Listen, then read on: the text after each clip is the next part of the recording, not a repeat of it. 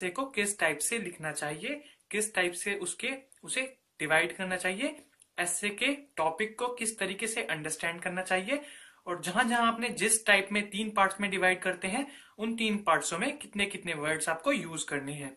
तो आप उस वीडियो को भी देख सकते हैं जिससे आपको अच्छा डीपली समझ में आ जाएगा। ठीक है गाइस, तो हम लोग स्टार्ट करते हैं। आज का टॉपिक है हमारा विमुद्रीकरण तथा इसके प्रभाव। ठीक है, तो इस टॉपिक से देखिए, पहले तो आपको टॉपिक को अंडरस्टैंड करना बहुत जरूरी है। आप टॉपिक को जितना अच्छा अंडरस्टैंड कर पाएंगे उतना अच्छा ही आप एक्सप्रेस कर पाएंगे। देखिए, इस टॉपिक में आपसे पूछा गया है कि विमुद्रीकरण, एक तो आपको बताना है कि विमुद्रीकरण है क्या, और सीधे साथ साथ में बताना आपको उसके प्रभाव क्या पड़ते हैं, विमुद्रीकरण के क्या प्रभाव हैं। ठीक है, तो हम लोग स्टार्ट करते हैं। देखिए, मैंने पहले भी आपको बताया है, अगर आप कोई भी ऐसा किसी लाइन, किसी विशेष लाइन या किसी सूक्ति से, श्लोक से स्टार्ट करते हैं तो उसका अपने आप में ही अलग प्रभाव पड़ता है। तो आप इस तरीके का कोई भी लाइन ले लीजिए या फिर कोई भी सूक्ति आप स्टार्टिंग में जरूर डाल दें, जिससे टीचर के ऊपर आप अच्छा इफेक्ट डाल पाएंगे। आपका ऐसे जो है वो काफी इंप्रेसिव लगेगा, टीचर उसे अच्छी तरीके से पढ़ना चाहेगा।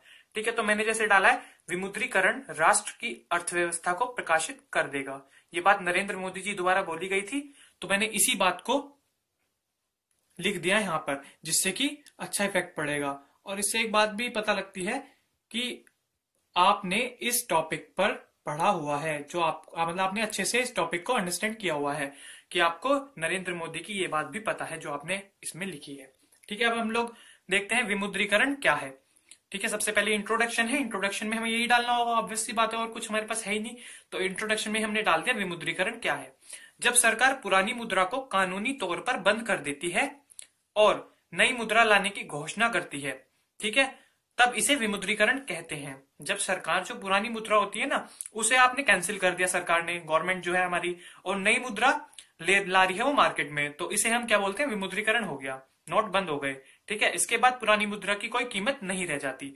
ठीक है, तो क्लियर है, ऑब्वियस सी बात है, जब मार्केट में नए नोट आ गए हैं तो पुरानी मुद्रा की तो कोई वैल्यू रहनी नहीं है। ठीक है, तो भारत में अभी तक जो पूर्ण रूप से 3 बार विमुद्रीकरण हुआ है, तो 3 बार की पूर्ण रूप से विमुद्रीकरण हुआ है। सर्वप्रथम कब हुआ था, 1946 में, जब ब्रिटिश रूल चल रहा था। ठीक है, सबसे पहले कब हुआ था, 1946 में, जब ब्रिटिश रूल यहाँ पर चल रहा था। उन्होंने 500, 1000 और 10,000 के नोटों को बंद कर दिया था।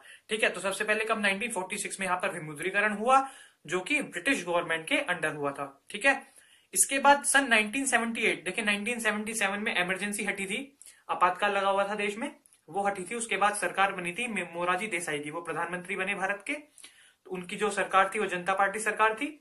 उन्होंने 1978 में नोट बंद कर दिए, किस किस के, 1000, 5000 और 10,000। देखिए, जो जो नोट बंद हो रहे हैं उसे आप ब्लैक पेन से डाल दीजिए, जिससे टीचर का इस पर विशेष ध्यान जाएगा कि आपको पता है कि किस किस, कौन कौन से नोट उस टाइम बंद हुए थे। ठीक है, नोट बंद कर दिए गए। हाल ही में 8 नवंबर 2016 को प्रधानमंत्री नरेंद्र मोदी ने देश में 500 और 1000 रुपए का विमुद्रीकरण कर दिया है। सभी को पता है ये बात। 8 नवंबर 2016 को प्रधानमंत्री नरेंद्र मोदी ने हमारे अभी हाल ही में विमुद्रीकरण किया है। ठीक है, और सरकार ने इसके बदले क्या लिया है, 500 के नए नोट है और 2000 का भी नोट है। 1000 का कोई नोट जारी नहीं किया है, इसके बदले 500 और 2000 के 2 नोट जारी किए गए हैं। ठीक है, तो आपने इंट्रोडक्शन काफी पावरफुल बना दिया है।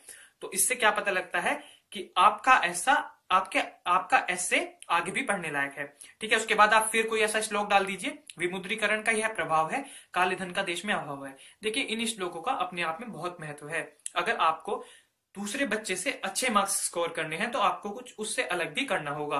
ठीक है, सबसे पहले तो आपको ऐसे में वर्ड पावर अच्छी अच्छी डालनी होगी। जितने आप अच्छे अच्छे वर्ड्स यूज करोगे ना, उतना ही आपको फायदा मिलेगा। ठीक है, अब हम लोग आगे पढ़ते हैं इसमें। ठीक है, विमुद्रीकरण करने के कारण, देखिए हमने इंट्रोडक्शन में डाल दिया है कि विमुद्रीकरण क्या है, कब कब भारत में नोटबंदी हुई है या विमुद्रीकरण हुआ है। तो अब हम लोग डिस्कस करते हैं कि इसका कारण, रीजन क्या है विमुद्रीकरण करने का। सभी को पता है, देखिए, काला धन, जो ब्लैक मनी है, भ्रष्टाचार, करप्शन, नकली नोट जो होते हैं, और आतंकी गतिविधियों पर अंकुश लगाने मीन्स उसे रोकने के लिए हम लोग गवर्नमेंट, कोई भी गवर्नमेंट विमुद्रीकरण करती है। दूसरा इसका एक रीजन ये भी हो सकता है, नगद लेन देन प्रभावित करने हेतु। नगद लेन देन मतलब कि कैश में बड़ी रकम जो हम लोग लेन देन करते हैं ना, उसे रोकने के लिए भी विमुद्रीकरण किया जाता है। ठीक है, अब हम लोग विमुद्रीकरण के प्रभाव पर आ जाते हैं, जो कि हमारा एसए में टॉपिक भी है। ठीक है। तो विमुद्रीकरण के प्रभाव में हम लोगों को लिखना है, विमुद्रीकरण से किसी भी राष्ट्र पर देखिए सकारात्मक भी प्रभाव पड़ता है और नकारात्मक, दोनों प्रकार के प्रभाव पड़ते हैं। भाई हमें टॉपिक में ये तो नहीं दिया कि विमुद्रीकरण के सकारात्मक प्रभाव लिखिए, हमें बोला गया है सिर्फ प्रभाव लिखिए। तो अब प्रभाव का मीन से आपको पॉजिटिव भी लेके चलना है और नेगेटिव भी लेके चलना है, ठीक है। तो मैंने दोनों प्रकार के प्रभाव डिस्कस कर दिए। देखिए वर्ड्स लिमिट है तो इसलिए ज्यादा कुछ तो डिस्कस नहीं कर सकते, पर मेन मेन बातें हम लोगों को डिस्कस कर देनी है, हमें अपने छोटे एस्से में ही पूरा डिस्क्राइब कर देना है उसे, ठीक है। तो सकारात्मक प्रभाव क्या होते हैं? काले धन पर करारा प्रभाव तथा नकली नोटों की समाप्ति। देखिए ऑब्वियस सी बात है, काले धन पर प्रभाव पड़ेगा, जो जिन लोगों के पास ब्लैक मनी होती है, ऑब्वियस सी बात है बड़े ही नोट होंगे, इतनी इतनी बड़ी बड़ी रकम होती है, कई करोड़ रुपए होते हैं, कई लाख रुपए होते हैं, तो 100 या 10 रुपए के तो कोई लाखों में पैसे रखेगा नहीं या रुपए रखेगा नहीं। तो काले धन पर प्रभाव पड़ता है क्योंकि वो नोट बेकार हो जाते हैं, ठीक है। और नकली नोटों की समाप्ति ऑब्वियसली हो ही जाएगी जब उन नोटों की कुछ कीमत नहीं बचेगी।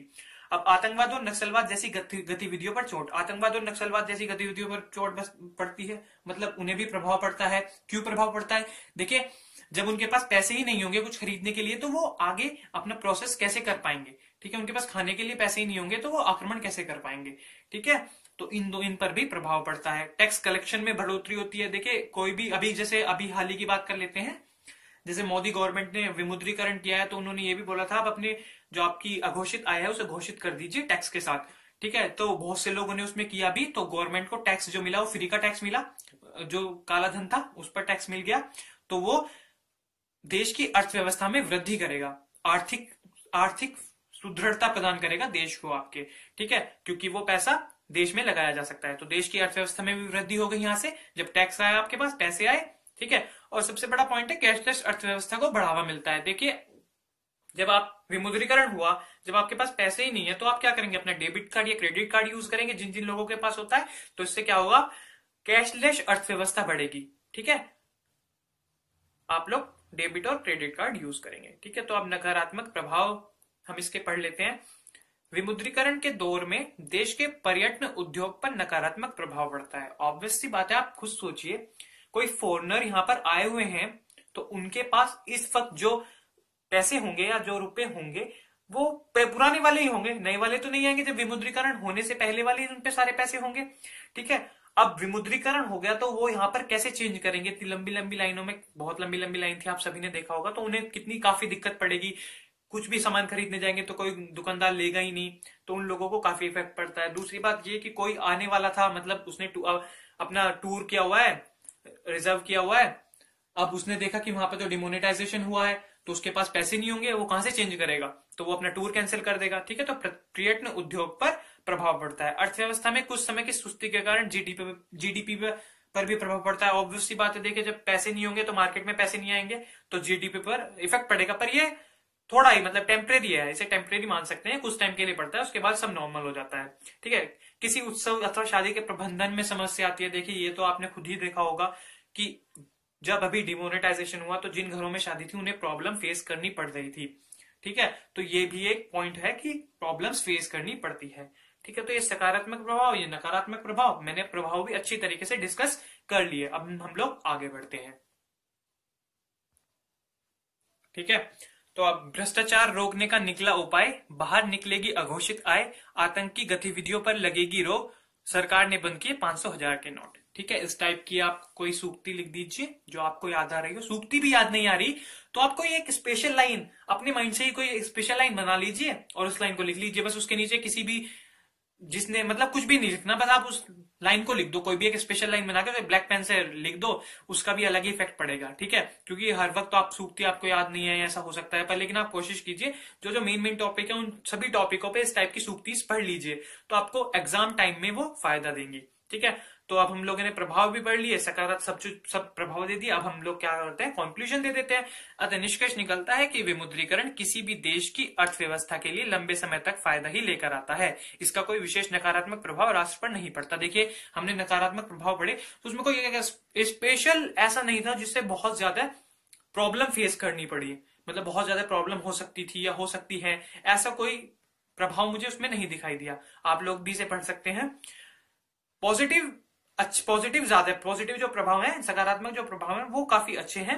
तो इसलिए विमुद्रीकरण एक फायदा ही देश की अर्थव्यवस्था के लिए लेकर आता है, ठीक है। और देश को आर्थिक सुदृढ़ता भी प्रदान करता है। देखिए ऑब्वियस सी बात है, आर्थिक सुदृढ़ता मिलेगी, मैंने बताया था टैक्स मिलता है, पैसे आएंगे, सारा जो काला धन है उस पर इनकम टैक्स भी छापा मार रहा था, आप सभी ने देखा होगा कई कई करोड़ रुपए निकले हैं, तो उन सभी का फायदा ही है। ठीक है, तो आर्थिक सुदृढ़ता भी राष्ट्र को प्रदान होती है। अतः स्पष्ट है, इस लाइन को आपको मेनली लिखना है, स्पष्टतः प्रधानमंत्री नरेंद्र मोदी द्वारा उठाया गया यह कदम सराहनीय है। ठीक है, यह आपके विचारों को बिल्कुल पूर्ण रूप से स्पष्ट कर देगा कि आप नोटबंदी के पक्ष में हैं या आप विमुद्रीकरण के पक्ष में हैं। ठीक है, इस लाइन को आप अंडरलाइन भी कर सकते हैं, आपके लिए फायदा होगा। तो ये था ऐसे। इसके बाद आपको कोई भी वही याद, यहाँ पे के लिए भी कोट्स लिख सकते हैं, हम सभी का यह विचार है, विमुद्रीकरण से देश का उद्धार है। ठीक है, तो आप इस टाइप से ऐसे लिख सकते हैं। आई थिंक अगर आप इस टाइप से ऐसे लिखेंगे तो आपको अच्छे मार्क्स मिल जाएंगे, अच्छे नहीं बहुत अच्छे मार्क्स मिल जाएंगे अगर आप इस तरीके से ऐसे लिख सकते हैं। ठीक है, आपको बस दो चीजों पर वर्क करना है, तो आपको सूक्तियों पर देखना है, ध्यान देना है कि आप कहां पर कौन सी लाइन यूज कर सकते हैं। ठीक है, एक आपको अपना वर्ड पावर, वर्ड अच्छे अच्छे यूज करने हैं, छोटी बात लिखनी है और उसे इंप्रेस ऐसे करना है, मतलब बहुत अच्छी तरीके से, तो उसका अलग इफेक्ट पड़ेगा, आपको अच्छे मार्क्स मिलेंगे।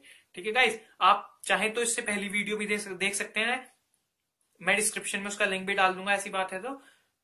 ठीक है गाइस, तो आज के लिए इतना ही। अगर आपको मेरी वीडियोस पसंद आई तो मेरे चैनल को सब्सक्राइब कीजिए, वीडियो को लाइक कीजिए, शेयर कीजिए और वीडियो पर कमेंट कीजिए, कमेंट जरूर कर दीजिए। अगर आपको कोई और ऐसे चाहिए, किसी भी चीज से रिलेटेड कोई वीडियो चाहिए तो आप मुझे बताइए। वैसे मैंने अपनी जीके स्टार्ट की हुई है, हम लोग वैदिक सभ्यता पर आने वाले हैं, उसकी वीडियो मैं आज या कल में ही आपको दे दूंगा। सो आप लोग अगर मेरे चैनल से जुड़ना चाहते हैं तो आप प्लीज सब्सक्राइब कर दीजिए। Okay, thanks.